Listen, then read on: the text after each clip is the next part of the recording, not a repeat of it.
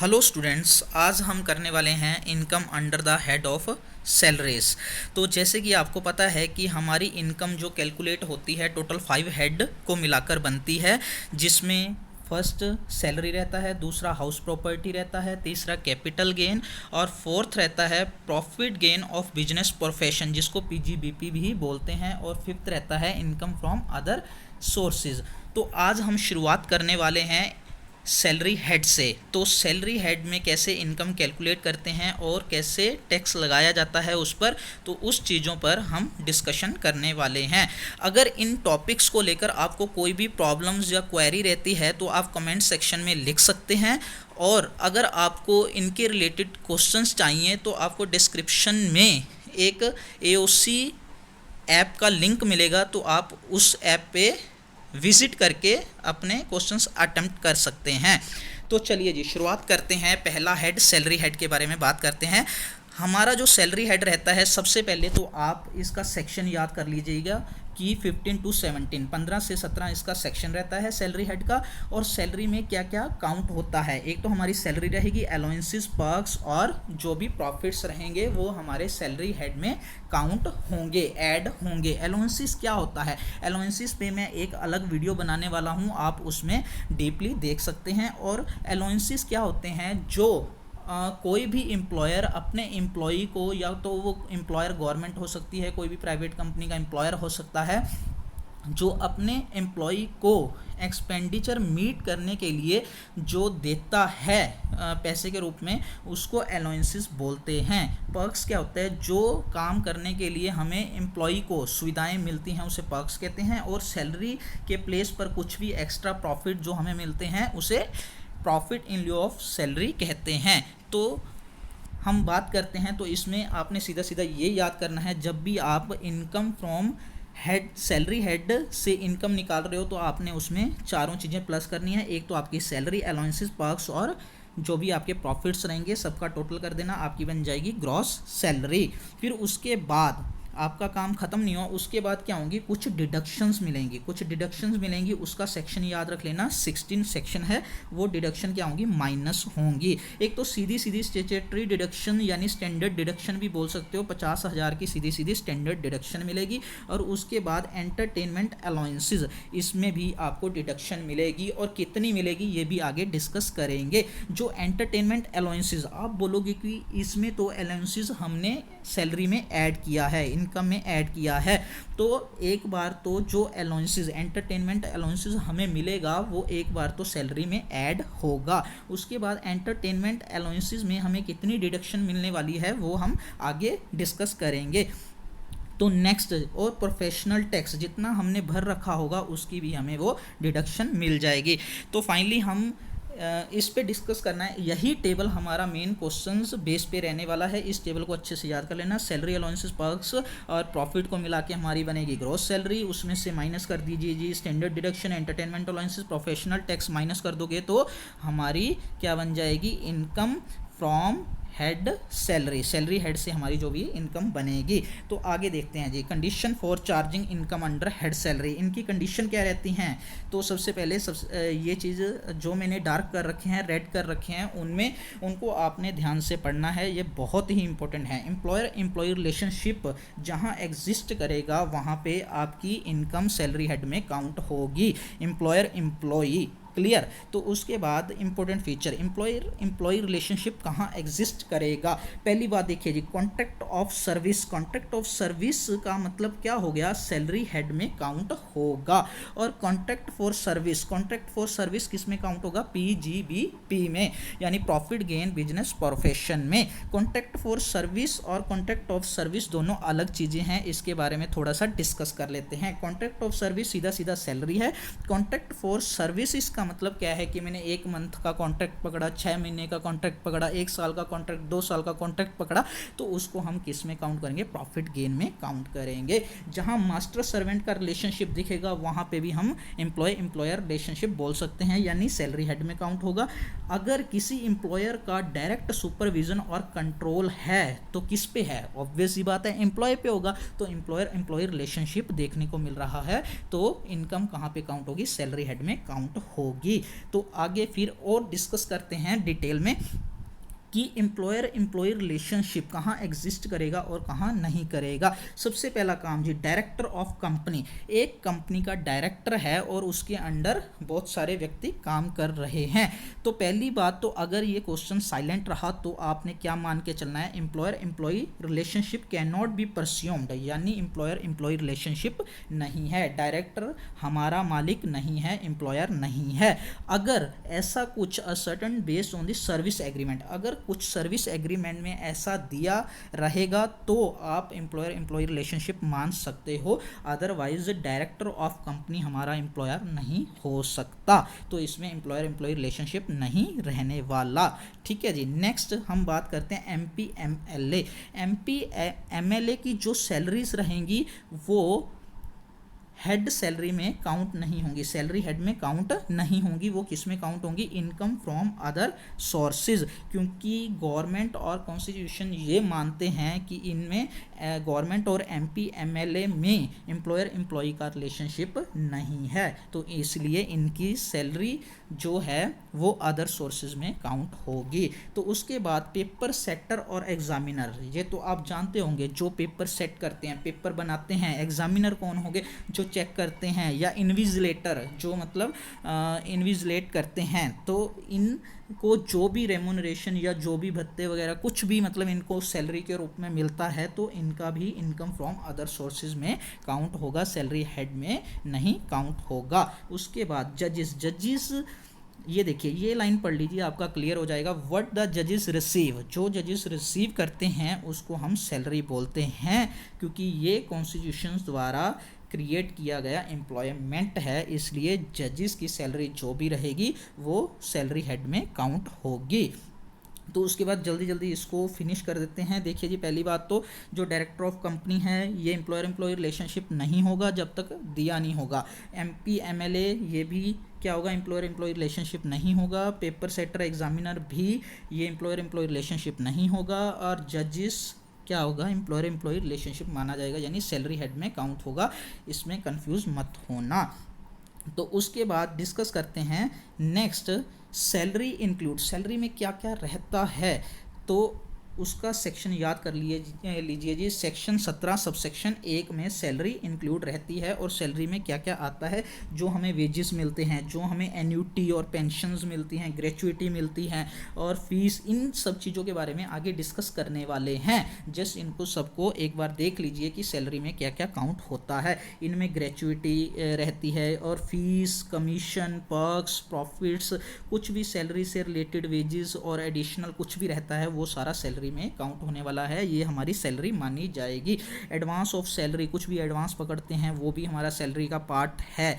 और any period of leave not avail by him, अगर हमें जो लीव मिलती हैं और हम उनका अवेल नहीं करते, जिनका हमें बाद में रीइंबर्स होता है, जैसे लीव सैलरी या लीव एनकेशमेंट आपने सुना होगा, यानी लीव का पैसा मिलता है, वो भी एक सैलरी का पार्ट है। तो उसके बाद एनुअल एक्रीशन, कोई भी आपकी मान लो सैलरी में किसी चीज़ में आपकी प्रीवियस ईयर में वृद्धि हुई, ग्रोथ हुई, इंक्रीज हुआ कुछ भी, तो उसको भी एक सैलरी का पार्ट माना जाता है और ये भी टैक्सेबल रहती है।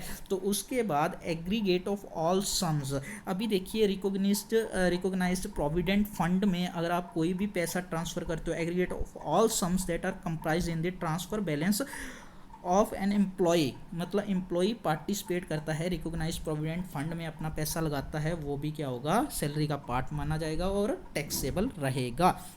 उसके बाद contribution made by central government, अभी आपने देखा होगा सेंट्रल जो गवर्नमेंट के मतलब एम्प्लॉय रहते हैं, सेंट्रल गवर्नमेंट या अदर एम्प्लॉयर, जो भी प्रीवियस ईयर में कोई भी कंट्रीब्यूशन गवर्नमेंट द्वारा किया गया है एम्प्लॉय के अकाउंट में या एम्प्लॉय के पेंशन अकाउंट में, पेंशन स्कीम में, वो सेक्शन किस सेक्शन में काउंट होगा, 80CCD में काउंट होगा और उसको इसकी डिडक्शन भी मिल जाएगी। तो नेक्स्ट बात करते हैं सेक्शन सेक्शन 15 का क्या मतलब है? बेसिस ऑफ चार्ज अभी सैलरी हेड के अंडर क्या क्या चार्जेबल इनकम टैक्स कैसे चार्ज करते हैं उसके बारे में डिस्कस करेंगे। अभी सैलरी ड्यू का मतलब आपको मैंने एक बार बताया भी था। ड्यू और रिसीट का मतलब क्या होता है? ड्यू मीन्स जो डेट फिक्स की गई है उसको हम ड्यू बोलते हैं जब तक हमारा कोई चीज़ सर्विस खत्म होती है। रिसीट का मतलब जिस दिन रिसीव किया। फॉर एग्जांपल मान लीजिए मैंने 1 मार्च को जॉब ज्वाइन की और मेरा 31 मार्च क्या बनेगा? ड्यू बनेगा सैलरी का। तो अभी 5 तारीख को मेरे को वो रिसीव हुई, रिसीट हुई तो रिसीव हुई तो उसको हम रिसीट डेट बोल सकते हैं। तो ये फ़र्क है। क्लियर? तो अभी जो सैलरी है वो ड्यू का मतलब यही होता है, any salary due from an employer former employer to an assessee in the previous year whether pay और नॉट। मतलब ड्यू का मतलब ये हो गया कि आपकी सैलरी बनी हुई है, आपको पे हुई है या नहीं हुई, ये बात की बात है। क्लियर? तो उसके बाद नेक्स्ट एडवांस सैलरी का मतलब तो आप समझते ही होंगे कि मान लीजिए आपको कोई प्रॉब्लम आ गई और आपने 1 मंथ की एडवांस सैलरी पकड़ ली, 2 मंथ की एडवांस सैलरी पकड़ ली, तो आगे आपको वो 2 महीने या 1 महीने जितनी भी एडवांस सैलरी पकड़ी है तो बाद में नहीं मिलेगी। तो उस केस में हम बोल सकते हैं कि एडवांस सैलरी। तो एडवांस सैलरी अभी इसमें देख लीजिए कि इसका मतलब सीधा सीधा ये भी बनता है जो नॉट ड्यू और before it become due to him, यानी वो ड्यू भी नहीं हुई अभी या ड्यू होने से पहले हमने जो ली है उसे एडवांस सैलरी बोलते हैं। एरियर ऑफ सैलरी सीधा सीधा आप ये कह सकते हैं कि any arrear of salary pay और allowed to an assessee in the previous year का कुछ भी आपका मतलब पेंडिंग पड़ा है, वो एरियर आपको मिला है, वो या कोई भी एम्प्लॉयर या फॉर्मर एम्प्लॉयर किसी से भी मिला है, उसको हम एरियर ऑफ सैलरी कह सकते हैं।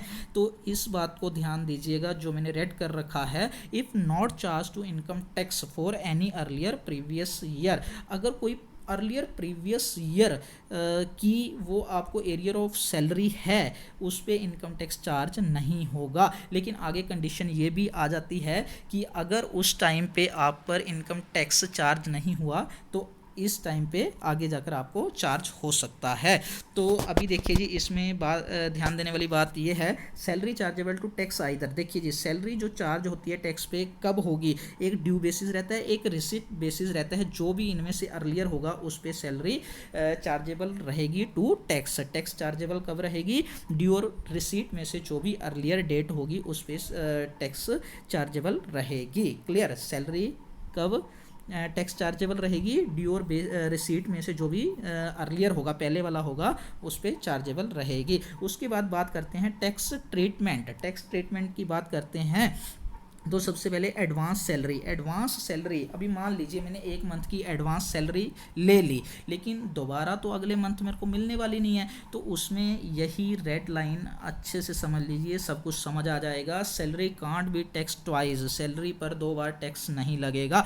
अगर मेरे को इस बार सैलरी पे टैक्स लग गया तो अगली बार ड्यू बेसिस पे नहीं लगने वाला है। अगर नहीं लगा तो फिर वो ड्यू बेसिस, अगले मंथ की ड्यू बेसिस पे टैक्स लगेगा। ठीक है जी। तो नेक्स्ट एरियर ऑफ सैलरी हमने पीछे डिस्कस किया है, वो चार्ज टू टैक्स होगा लेकिन ऑन रिसीट बेसिस पे। जैसे सैलरी में क्या था कि ड्यू और रिसीट में से जो पहले वाला होगा उस पे चार्ज होगा। एरियर ऑफ सैलरी किस पे होगा? रिसीट बेसिस पे होगा। ठीक है जी। क्लियर? उसके बाद सैलरी टू पार्टनर, मान लीजिए अभी कोई फर्म है उसमें पार्टनरशिप है, एक पार्टनर को सैलरी पे रखा हुआ है या कुछ भी, मतलब कोई भी कंडीशंस हो सकती हैं। तो इसमें ये बात ध्यान दीजिएगा कि फर्म द्वारा एक पार्टनर को जो भी सैलरी, बोनस, कमीशन, रेम्यूनरेशन कुछ भी मतलब रिसीव होता है फर्म द्वारा, is taxed as a business income not a salary income. अगर हम पार्टनरशिप या फर्म की बात कर रहे हैं, अगर फर्म द्वारा पार्टनर को कोई भी सैलरी, बोनस, कमीशन, रेम्यूनरेशन दिया जाता है, वो सैलरी इनकम में काउंट नहीं होगा, वो एज अ बिजनेस इनकम है। क्लियर। नेक्स्ट बात करते हैं fees and commission. Fees and commission जो एम्प्लॉय को मिलेगी वो एक तरह से सैलरी का पार्ट होगा, तो उसे हम सैलरी इनकम कहेंगे और सैलरी हेड में वो टैक्स्ड होगी। ओवर टाइम पेमेंट, अगर आप ओवर टाइम पेमेंट करोगे, पैसा कमाओगे, तो वो सैलरी इनकम ही मानी जाएगी ना, तो वो भी टैक्सेबल रहेगी। तो उसके बाद एन्युटी, एन्युटी का एक तो आप सेक्शन याद रख लेना, सेक्शन 17 और सबसेक्शन 1 क्लॉज 2। तो एन्युटी अगर आपको प्रेजेंट एम्प्लॉयर जिस टाइम आप काम कर रहे हो और जो आपका एम्प्लॉयर प्रेजेंट है, अगर उस टाइम अगर आप एन्युटी रिसीव होती है तो वो एज अ सैलरी हेड में टैक्स्ड होगी। ठीक है जी, ये बात ध्यान रख लेना, ये ज़रूरी बातें हैं। उसके बाद बोनस, बोनस के बारे में अगर बात करें तो ये रिसीट बेस पे होगा, ना कि ड्यू बेस पे होगा। ठीक है जी। नेक्स्ट बात करते हैं हम सैलरी फ्रॉम यूएनओ। अगर यूएनओ से यूनाइटेड नेशन ऑर्गेनाइजेशन, अगर यूनाइटेड नेशन ऑर्गेनाइजेशन में अगर आप काम कर रहे हो या उनके एम्प्लॉय रहते हैं तो उनको कुछ भी सैलरी इम्यूलमेंट्स या पेंशन कुछ भी मतलब यूएनओ की तरफ से मिलता है उनके ऑफिशियल्स को, तो वो उनमें कभी भी टैक्स नहीं लगता, वो टैक्स फ्री रहते हैं, एग्जम्प्ट फ्रॉम टैक्स, एग्जम्पशन मिलती है उनमें। ठीक है जी। अभी नेक्स्ट है full time and part time employment. ये कोई मैटर नहीं करता कि आप फुल टाइम काम कर रहे हो या पार्ट टाइम काम कर रहे हो, ये डजंट मैटर, इसमें इसका कोई मैटर नहीं है। बस सिर्फ रिलेशनशिप किसका होना चाहिए, आपका एम्प्लॉयर एम्प्लॉई वाला रिलेशन है तो आपका सैलरी हेड में टैक्सेबल रहेगा। क्लियर। तो उसके बाद डिस्कस करते हैं foregoing of salary. Foregoing of salary का मतलब क्या है, अगर एक बार आपकी सैलरी एक्रू हो गई, ड्यू हो गई, तो जो वेवर है मतलब एम्प्लॉय उससे बच नहीं सकता, एम्प्लॉय उससे बच नहीं सकता, वो इनकम टैक्स का लायबल रहेगा, यानी उससे भाग नहीं सकता, एब्जॉल्व नहीं हो सकता। ठीक है जी। तो इनकम टैक्स की लायबिलिटी उस पर बनेगी और वो क्या होगा, चार्जेबल टू टैक्स उसको भरना पड़ेगा अगर एक बार सैलरी ड्यू हो जाती है तो surrender of salary, surrender of salary का तो सीधा सीधा मतलब समझ आ रहा है कि अपनी सैलरी है जो पूरी की पूरी दे देना, सरेंडर कर देना, अपनी वॉलंटियर अपनी इच्छा से, अपनी डिज़ायर से, किसी भी मेथड से आप बोल सकते हैं। ये ऐसा नहीं है कि किसी को भी दे सकते हैं तो उसमें एग्जम्प्ट होगी, तो किसको होगी ये बात ध्यान में रख लीजिएगा कि अगर कोई गवर्नमेंट पब्लिक सेक्टर यूनिट या प्राइवेट एम्प्लॉई है, अगर सेंट्रल गवर्नमेंट को सेक्शन 2 के अंडर वॉलंटरी सरेंडर करता है सैलरी का, तो वो एग्जम्प्ट होगी, उस पर वो टैक्सेबल नहीं रहेगी। अगर बस सिर्फ इतना दिमाग में बिठाइए कि आप सेंट्रल गवर्नमेंट को अपनी सैलरी समर्पण कर रहे हैं, सरेंडर कर रहे हैं, तो वो आपकी एग्जम्प्ट हो जाएगी। तो नेक्स्ट बात करते हैं टीडीएस ऑन सैलरी। टीडीएस की फुल फॉर्म याद रख लेना जी, टैक्स डिडक्टेड एट सोर्स। ठीक है जी। तो इसका सेक्शन बहुत इंपॉर्टेंट है 192, टीडीएस का जो सेक्शन है 192 है, और हर एम्प्लॉयर अपने एम्प्लॉई को सैलरी देने से पहले जो उस पर टैक्स काटता है उसको टीडीएस बोलते हैं जी। क्लियर। तो उसके बाद ये बात ध्यान में रखना जो मैंने रेड लाइन में लिखी हुई है नीचे, जब भी आप इनकम टैक्स कैलकुलेट कर रहे हो एम्प्लॉय का, तो सैलरी बिफोर टीडीएस होगा, ना कि सैलरी आफ्टर टीडीएस होगा। टीडीएस काटने से पहले इनकम टैक्स जो इनकम पर टैक्स कैलकुलेट किया जाएगा, ना कि टीडीएस काटने के बाद, ये बात ध्यान में रखना। ठीक है जी। नेक्स्ट बात करते हैं सैलरी पेड टैक्स फ्री, यानी आपको सैलरी मिल रही है, मतलब तो ऐसा ही कुछ बनेगा ना, सैलरी मिल रही है लेकिन टैक्स फ्री है, उस पर टैक्स नहीं लग रहा। इसका मतलब क्या हो सकता है, इसका मतलब देखिए यहाँ पे employer bear the burden of the tax on the salary of the employee, यानी एम्प्लॉयर ने आपका बर्डन उठा लिया, एम्प्लॉयर आपका टैक्स जो सैलरी पर जितना भी टैक्स बनेगा वो कौन उठा रहा है, वो कौन दे रहा है, एम्प्लॉयर दे रहा है, यानी आपको टैक्स भी भरने की ज़रूरत नहीं पड़ी, तो इसको हम बोलते हैं salary paid tax free. Clear. तो जो बस सीधी सीधी यही बात है, उसमें दोबारा tax on this salary pay and bear by employer. Employer अगर टैक्स का खर्चा उठाता है सैलरी पर तो एम्प्लॉय का खर्चा कौन उठा रहा है? एम्प्लॉयर, तो वो टैक्स फ्री सैलरी बोल सकते हैं। तो नेक्स्ट डिस्कस करते हैं लोन और एडवांसेस अगेंस्ट सैलरी। हमने सैलरी के अगेंस्ट कोई ना कोई लोन या एडवांस लिया है जो कि बाद में इंस्टॉलमेंट में पे करते रहेंगे अपने एम्प्लॉयर को। तो यही चीज़ इसमें दे रखी है, आप आराम से पढ़ना चाहते हो तो पढ़ सकते हैं। बस इसमें ये बात ध्यान रखना कि जो लोन है डिफरेंट फ्रॉम सैलरी, मतलब हमने एक तो हो गया एडवांस सैलरी, वो आगे डिस्कस करेंगे, मैं आपको चलो बताऊंगा। मतलब इसमें बस ये बात याद रखना, loan is different from salary. हमने एडवांस में ले लिया, इसका मतलब वो सैलरी एडवांस सैलरी नहीं कहेंगे उसको, तो ये अलग बात है। लोन और एडवांसेस अगेंस्ट सैलरी, यानी हम सैलरी लेते हैं अपने एम्प्लॉयर से, तो उसके बदले में हमको ज़रूरत है पैसों की, तो लोन और एडवांसेस ले लिया, वो इंस्टॉलमेंट के रूप में कटवाते रहेंगे या इंस्टॉलमेंट के रूप में देते रहेंगे, उसको बोलते हैं लोन और एडवांस अगेंस्ट सैलरी। तो इस पे ये बात ध्यान में रखिएगा, ये can not be brought to tax. अगर एडवांस सैलरी लेते हैं, हम बात करके आए थे, वो टैक्सेबल रहेगी। आगे चाहे पहले काट 2 बार टैक्स नहीं लगेगा, ठीक है जी, चाहे वो आप बाद में काट लें चाहे पहले काट लें, उस पर टैक्स लगेगा। लेकिन अगर सैलरी के अगेंस्ट कुछ ना कुछ लोन या एडवांस लेते हैं, तो जो इंस्टॉलमेंट में हमने दोबारा पे कर देना है, वापस दे देना है, तो उस पर इसलिए टैक्स नहीं लगेगा।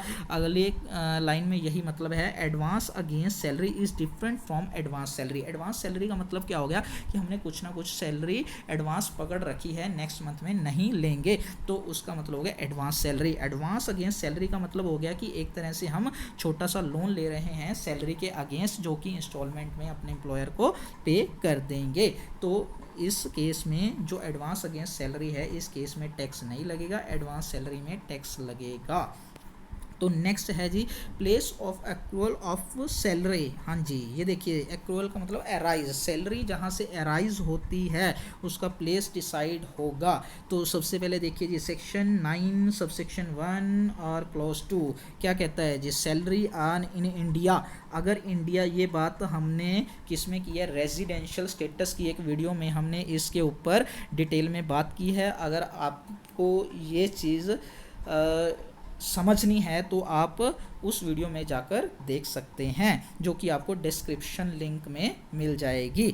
तो उसके बाद ये देखिए जी सैलरी अर्न इन इंडिया। अगर इंडिया में आपने सैलरी अर्न की है तो इसका मतलब क्या हुआ, इंडिया में अराइज हुई है, अक्रू हुई है। चाहे आपको वो इंडिया के बाहर मिल रही है या आप उसको इंडिया के बाहर पे कर रहे हो आफ्टर कॉन्ट्रैक्ट समथिंग, कुछ भी मतलब कह सकते हो, ठीक है जी। तो उसके बाद सर्विस रेंडर्ड इन इंडिया। अगर पेंशन आपको बाहर मिल रही है लेकिन आपने उसकी सर्विस कहाँ पे की है, इंडिया में की है, और तो वो कहाँ की इनकम मानी जाएगी, इंडियन इनकम मानी जाएगी, और वो टैक्सेबल भी रहेगी और सैलरी का पार्ट भी माना जाएगा। सेम लीव सैलरी आपको कहाँ मिल रही है, अब्रॉड में मिल रही है, बाहर मिल रही है, लेकिन आपने अर्न कहाँ की, इंडिया में की, तो अराइज इन इंडिया माना जाएगा। तो नेक्स्ट बात करते हैं सेक्शन 9 सबसेक्शन 1 और clause 3 provide that salaries by the government to citizen. हाँ, ये देखिए जी, गवर्नमेंट अपने सिटीजन को सैलरी प्रोवाइड कर रहा है, कहाँ, आउटसाइड इंडिया, क्योंकि उसकी सर्विस ही बाहर है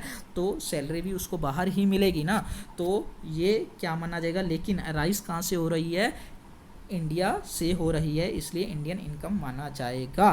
तो उसके बाद foreign allowances bye the government employer. मान लीजिए जैसे विदेश मंत्रालय, फॉरेन मिनिस्ट्री या कुछ भी ऐसे एम्बेसडर वगैरह रहते हैं जो फॉरेन में रहकर काम करते हैं, तो उनको फॉरेन अलाउंसेस मिलते हैं गवर्नमेंट की तरफ से। सेक्शन 10 और सबसेक्शन 7 में इसको आप देख सकते हैं, और ये एग्जम्प्टेड रहते हैं, इन पे टैक्स नहीं लगता है। तो उसके बाद एनी अलाउंसेस एंड पार्क्स, जो भी सुविधाएं और जो भी किसी एक्सपेंडिचर को मीट करने के लिए गवर्नमेंट अपने एम्प्लॉय या एम्प्लॉयर अपने एम्प्लॉय को देता है, उसे अलाउंसेस कहते हैं, जो आउटसाइड इंडिया में मिल रहे हैं। अलाउंसेस और पार्क्स गवर्नमेंट ऑफ इंडिया की तरफ से या ऐसा ही बोल सकते हैं, तो ये भी क्या रहेंगे, फुली एग्जम्प्टेड रहेंगे।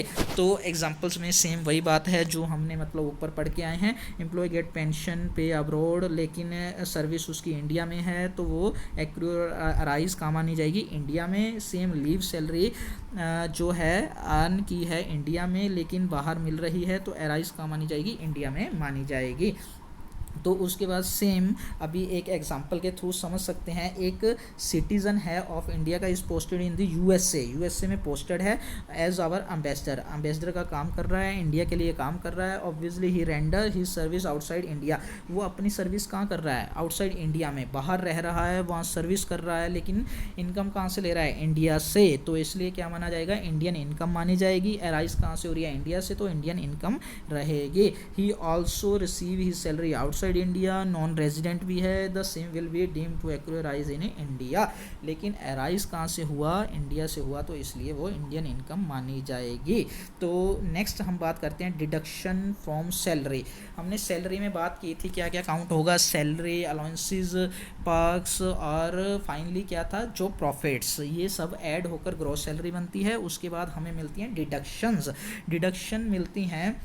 तो सबसे पहले डिडक्शन थी स्टैंडर्ड डिडक्शन सीधा सीधा उसमें कुछ करने की है ही नहीं, तो उसमें तो सीधा सीधा है स्टैंडर्ड डिडक्शन कितना मिलेगा, 50,000 की स्टैंडर्ड डिडक्शन मिलेगी। उसके बाद दूसरा था एंटरटेनमेंट अलाउंसेस का डिडक्शन मिलेगा, कितना मिलेगा ये हम इसमें डिस्कशन करने वाले हैं।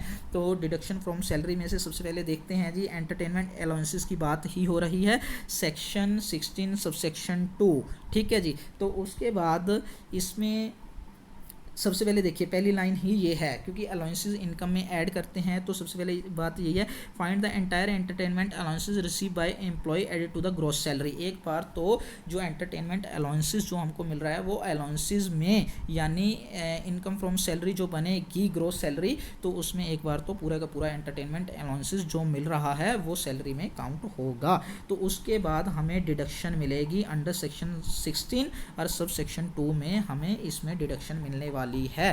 तो वो डिडक्शन कितनी मिलेगी इसके बारे में देखते हैं। तो सबसे पहले देखिए जी, ये डिडक्शन मिलेगी सेंट्रल गवर्नमेंट एम्प्लॉय और स्टेट गवर्नमेंट एम्प्लॉय को मिलने वाली है। तो इसमें से जो हम पॉइंट्स करेंगे तो उसमें से लिस्ट वाली मिलने वाली है। तो पहला पॉइंट क्या है जी, इनकम एक्चुअल रिसीव्ड, कितना आपको एंटरटेनमेंट अलाउंसेस की जो अमाउंट रिसीव हुई है, तो ये बात होगी जी। दूसरा ऑप्शन है जी आपके पास 5,000 और तीसरा ऑप्शन है जी 20% ऑफ सैलरी किसको काउंट करेंगे, बेसिक सैलरी को, या ना कि ग्रोस सैलरी नहीं लेना, यहाँ पे ओनली बेसिक सैलरी, जो आपका बेसिक सैलरी है उसका आपने 20% बनाना है। फॉर एग्जांपल इसको डिस्कस करते हैं। मान लीजिए आपको एक्चुअल अमाउंट एंटरटेनमेंट अलाउंसेस का मिल गया जी 7,000 आपको मिल रहा है, और उसके बाद दूसरी ऑप्शन क्या है जी 5,000, ये फिक्स है, ये ऐसा ही रहेगा।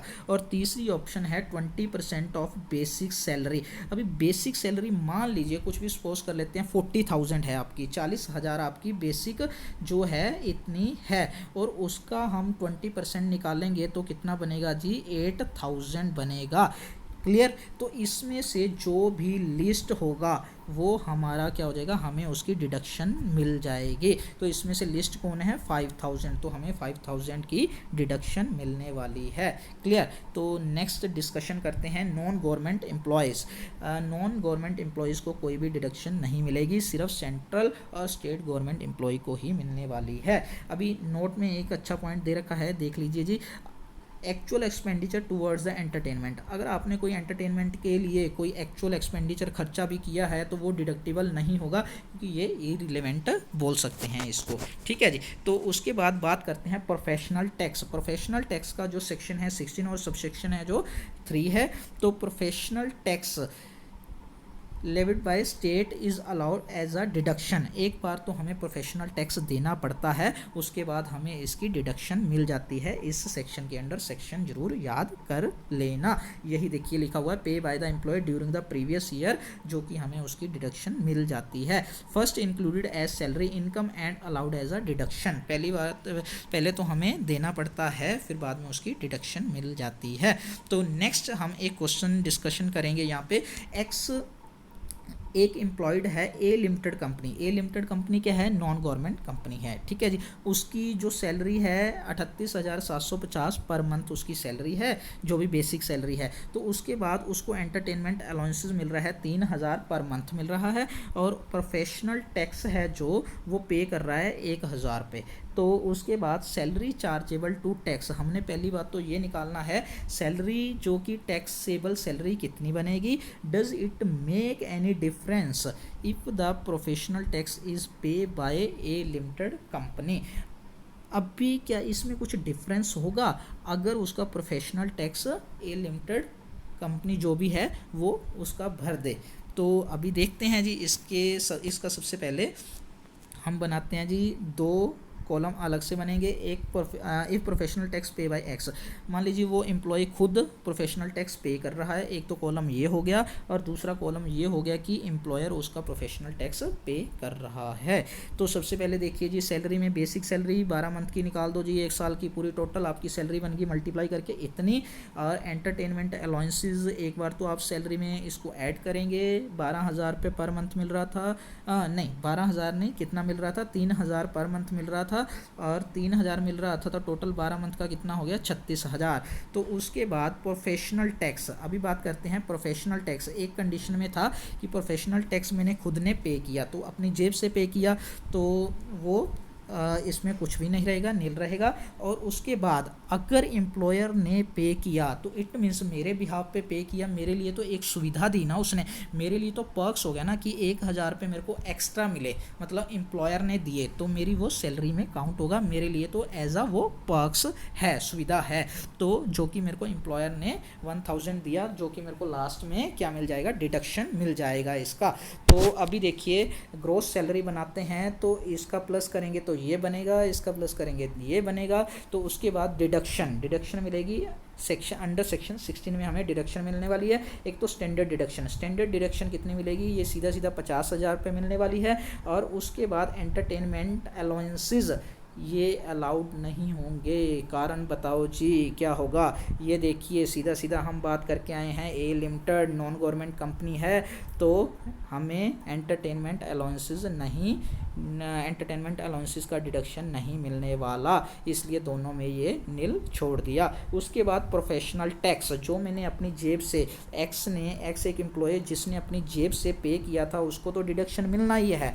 तो उसके बाद जो कंपनी ने पे किया था तभी भी डिडक्शन मिलना ही है क्योंकि उसने प्रोफेशनल टैक्स तो पे कर रखा है। तो उसके बाद फाइनली आप इनको 5,01,000 में से ये माइनस करके इतना बनेगा और 5,02,000 में से ये माइनस करके इतना बनेगा। तो हम इसको बोल सकते हैं आपकी जो है इनकम सैलरी हेड से इतनी दोनों केस में बनेगी। तो नेक्स्ट अभी ये क्वेश्चन आप खुद करोगे और कमेंट में इसका आंसर आप दोगे। तो इसमें जस्ट क्वेश्चन डिस्कशन कर लेते हैं क्या है। A furnishes the following particular for his remuneration from Delta private limited company. देखिए जी सबसे पहले ये नॉन गवर्नमेंट कंपनी है तो उसके बाद इसमें आप काम कर रहे हैं, मान लीजिए बेसिक सैलरी आपकी इतनी पर मंथ है, डियरनेस अलाउंसेस पर मंथ इतना मिल रहा है और एंटरटेनमेंट अलाउंसेस पर मंथ इतना मिल रहा है। और उसके बाद ही हैड पेड 3,500 यानी 3,500 रुपये आपने प्रोफेशनल टैक्स स्टेट गवर्नमेंट को पे किया है जी। तो फाइनली जैसे ऊपर क्वेश्चन किया है सेम वैसा ही बनेगा।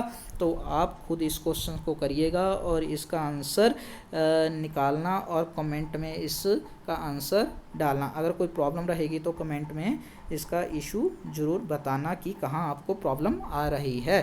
Thanks for watching and subscribe.